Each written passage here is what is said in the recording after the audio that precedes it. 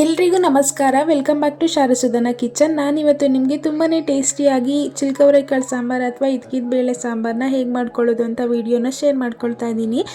ಮೊದಲಿಗೆ stove on ಮಾಡಿಕೊಂಡು ಒಲೆ ಮೇಲೆ ಒಂದು ಬಾಣಲಿನ ಇಟ್ಕೊಂಡಿದ್ದೀನಿ. ಬಿಸಿಯಾಗಿದ್ದಾದಮೇಲೆ 2 ಟೇಬಲ್ ಸ್ಪೂನ್ ಅಷ್ಟು ಆಯಿಲ್ನ ಸೇರಿಸ್ಕೊಂಡು ಆಯಿಲ್ ಬಿಸಿಯಾಗಿದ್ದಾದಮೇಲೆ ಒಂದು ಮೀಡಿಯಮ್ ಸೈಜ್ ಈರುಳ್ಳಿನ ಈ ರೀತಿ ಕಟ್ ಮಾಡಿ ಸೇರಿಸ್ಕೊಂಡಿದ್ದೀನಿ. ಇದ್ರ ಜೊತೆಗೆ ಒಂದು ಅರ್ಧ ಗಡ್ಡೆಯಷ್ಟು ಬೆಳ್ಳುಳ್ಳಿ ಹಾಗೆ ಒಂದು ಅರ್ಧ ಇಂಚಷ್ಟು ಶುಂಠಿನ ಕೂಡ ಸೇರಿಸ್ಕೊಂಡಿದ್ದೀನಿ. ಇದನ್ನು 1 ನಿಮಿಷ ಚೆನ್ನಾಗಿ ಫ್ರೈ ಮಾಡ್ಕೊಳ್ಳೋಣ. ಇದು ಫ್ರೈ ಆಗಿದ್ದಾದಮೇಲೆ ಇದ್ರ ಜೊತೆಗೆ 2 ಚಿಕ್ಕ ಪೀಸಷ್ಟು ಚಕ್ಕೆನ ಸೇರಿಸ್ಕೊಂಡಿದ್ದೀನಿ. ಹಾಗೆ ಒಂದು 1/4 ಟೀ ಸ್ಪೂನ್ ಅಷ್ಟು ಗಸಗಸೆನ ಸೇರಿಸ್ಕೊಂಡಿದ್ದೀನಿ. ಹಾಗೆ ಒಂದು ಸ್ವಲ್ಪ ಸೋಂಕಾಳನ್ನು ಸೇರಿಸ್ಕೊಂಡಿದ್ದೀನಿ. ಸೋಂಕಾಳು ಇಷ್ಟ ಇಲ್ಲ ಅಂದರೆ ಸ್ಕಿಪ್ ಮಾಡ್ಬೋದು. ಹಾಗೆಯೇ 1 ಟೇಬಲ್ ಸ್ಪೂನ್ ಅಷ್ಟು ಕಡಲೆನ ಸೇರಿಸ್ಕೊಂಡು ಚೆನ್ನಾಗಿ ಮಿಕ್ಸ್ ಮಾಡ್ಕೊಂಡಿದ್ದಾದಮೇಲೆ ಒಂದು ಮೀಡಿಯಮ್ ಸೈಜ್ ಟೊಮೊಟೊನ ಈ ರೀತಿ ಕಟ್ ಮಾಡಿ ಸೇರಿಸ್ಕೊಳ್ತಾ ಇದ್ದೀನಿ. ಇದನ್ನು ಅಷ್ಟೇ ಸ್ವಲ್ಪ ಸಾಫ್ಟ್ ಆಗೋವರೆಗೂ ಚೆನ್ನಾಗಿ ಫ್ರೈ ಮಾಡ್ಕೊಳ್ಳೋಣ. ಈ ರೀತಿ ಮಸಾಲೆನ ಫ್ರೈ ಮಾಡಿಕೊಂಡು ಈ ಸಾಂಬಾರನ್ನ ಮಾಡ್ಕೊಳ್ಳೋದ್ರಿಂದ ಸಾಂಬಾರು ಟೇಸ್ಟು ತುಂಬಾ ಚೆನ್ನಾಗಿ ಬರುತ್ತೆ. ನೀವು ಒಂದ್ಸಲ ಈ ರೀತಿಯಾಗಿ ಟ್ರೈ ಮಾಡಿ ನೋಡಿ. ಇದೆಲ್ಲ ಫ್ರೈ ಆಗಿದ್ದಾದಮೇಲೆ ಅರ್ಧ ಕಪ್ಪಷ್ಟು ಫ್ರೆಶ್ ಆಗಿ ತುರ್ಕೊಂಡಿರುವಂತಹ ತೆಂಗಿನಕಾಯಿ ತುರಿನ ಸೇರಿಸ್ಕೊಳ್ತಾ ಇದ್ದೀನಿ. ಹಾಗೆ ಸ್ವಲ್ಪ ಕೊತ್ತಂಬರಿ ಸೊಪ್ಪನ್ನು ಸೇರಿಸ್ಕೊಂಡು ಚೆನ್ನಾಗಿ ಮಿಕ್ಸ್ ಮಾಡ್ಕೊಳ್ಳೋಣ. ಇದೆಲ್ಲ ಮಿಕ್ಸ್ ಮಾಡ್ಕೊಂಡಿದ್ದಾದಮೇಲೆ ಸ್ಟವ್ ಆಫ್ ಮಾಡಿಕೊಂಡು 2 ಟೀ ಸ್ಪೂನ್ ಅಷ್ಟು ಸಾಂಬಾರು ಪೌಡರ್ನ ಸೇರಿಸ್ಕೊಳ್ತಾ ಇದ್ದೀನಿ. ಸಾಂಬಾರು ಪೌಡರ್ ಇಲ್ಲ ಅಂದರೆ ಅಚ್ಕಾರದ ಪುಡಿ ಹಾಗೆ ಧನಿಯಾ ಪುಡಿನ ಸೇರಿಸ್ಕೊಳ್ಬೋದು. ಎಲ್ಲ ಚೆನ್ನಾಗಿ ಮಿಕ್ಸ್ ಮಾಡ್ಕೊಂಡಿದ್ದಾದಮೇಲೆ ಕಂಪ್ಲೀಟಾಗಿ ತಣ್ಣಗಾಗೋದಕ್ಕೆ ಬಿಡಬೇಕಾಗುತ್ತೆ. ತಣ್ಣಗಾದಮೇಲೆ ಇದನ್ನು ಮಿಕ್ಸಿ ಜಾರ್ಗೆ ಟ್ರಾನ್ಸ್ಫರ್ ಮಾಡಿಕೊಂಡು ಸ್ವಲ್ಪ ನೀರು ಹಾಕಿ ಚೆನ್ನಾಗಿ ರುಬ್ಕೊಳ್ಳೋಣ. ಯಾರಾದರೂ ಹೊಸದಾಗಿ ನಮ್ಮ ವಿಡಿಯೋನ ನೋಡ್ತಾ ಇದ್ದರೆ ನಮ್ಮ ಚಾನಲ್ನ ಸಬ್ಸ್ಕ್ರೈಬ್ ಮಾಡಿಕೊಂಡು ಸಪೋರ್ಟ್ ಮಾಡಿ.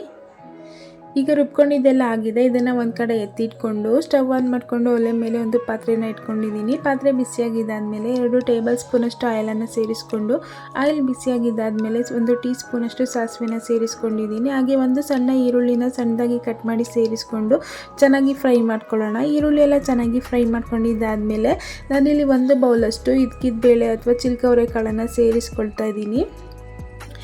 ಈ ಕಾಳ್ದು ಹಸಿ ಸ್ಮೆಲ್ ಹೋಗೋವರೆಗೂ ಚೆನ್ನಾಗಿ ಫ್ರೈ ಮಾಡ್ಕೊಳ್ಬೇಕಾಗುತ್ತೆ. 3 ರಿಂದ 4 ನಿಮಿಷ ಹೀಗೆ ಚೆನ್ನಾಗಿ ಫ್ರೈ ಮಾಡ್ಕೊಳ್ಳಿ. ಫ್ರೈ ಮಾಡ್ಕೊಂಡಿದ್ದಾದಮೇಲೆ ಒಂದು ಚಿಟಿಕೆಯಷ್ಟು ಅರಿಶಿಣ ಪುಡಿನ ಸೇರಿಸ್ಕೊಂಡು ಚೆನ್ನಾಗಿ ಮಿಕ್ಸ್ ಮಾಡ್ಕೊಳ್ಳೋಣ. ಎಲ್ಲನೂ ಚೆನ್ನಾಗಿ ಮಿಕ್ಸ್ ಮಾಡ್ಕೊಂಡಿದ್ದಾದಮೇಲೆ 1 ಗ್ಲಾಸಷ್ಟು ನೀರನ್ನು ಸೇರಿಸ್ಕೊಂಡು ಈ ಕಾಳನ್ನ ಒಂದು 5 ರಿಂದ 6 ನಿಮಿಷ ಚೆನ್ನಾಗಿ ಬೇಯಿಸ್ಕೊಳ್ಳೋಣ. ನೀವಿವಾಗ ನೋಡ್ತಾ ಇರ್ಬೋದು ಕಾಳು ಅರ್ಧದಷ್ಟು ಚೆನ್ನಾಗಿ ಬೆಂದಿದೆ. ಈ ಟೈಮಲ್ಲಿ ನಾವು ಮೊದಲೇ ರುಬ್ಬಿಟ್ಕೊಂಡಿದ್ದಂಥ ಮಸಾಲೆನ ಸೇರಿಸ್ಕೊಂಡು ಚೆನ್ನಾಗಿ ಒಂದ್ಸಲ ಮಿಕ್ಸ್ ಮಾಡ್ಕೊಳ್ಳೋಣ. ಮಸಾಲೆನ ಸೇರಿಸಿದ್ಮೇಲೆ ನಿಮಗೆ ಸಾಂಬಾರು ಯಾವ ಹದದಲ್ಲಿ ಬೇಕೋ ಅಷ್ಟು ನೀರನ್ನು ಸೇರಿಸ್ಕೊಂಡು ಕನ್ಸಿಸ್ಟೆನ್ಸಿನ ಅಡ್ಜಸ್ಟ್ ಮಾಡ್ಕೊಳ್ಳಿ.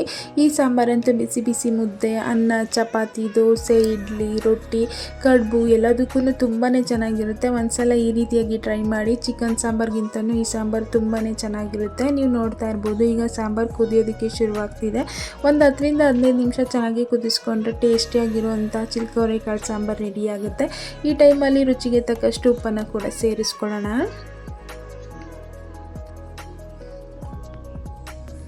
ತುಂಬಾ ಸಿಂಪಲ್ಲಾಗಿ ಹಾಗೆ ಟೇಸ್ಟಿಯಾಗಿ ಈ ಸಾಂಬಾರನ್ನ ಮಾಡ್ಕೊಳ್ಬೋದು. ಅವರೆಕಾಳು ಸೀಸನಲ್ಲಿ ಒಂದ್ಸಲನಾದರೂ ಈ ರೆಸಿಪಿನ ಟ್ರೈ ಮಾಡಿ, ತುಂಬಾ ಚೆನ್ನಾಗಿರುತ್ತೆ. ಹಾಗೆ ಈ ರೆಸಿಪಿ ವಿಡಿಯೋ ನಿಮಗೆ ಸ್ವಲ್ಪನಾದರೂ ಇಷ್ಟ ಆಗಿದ್ದರೆ ಲೈಕ್ ಮಾಡಿ, ಶೇರ್ ಮಾಡಿ, ಕಮೆಂಟ್ ಮಾಡಿ. ನಮ್ಮ ಚಾನಲ್ನ ಸಬ್ಸ್ಕ್ರೈಬ್ ಮಾಡಿಕೊಂಡು ಸಪೋರ್ಟ್ ಮಾಡೋದನ್ನು ಮರಿಬೇಡಿ. Thanks for watching.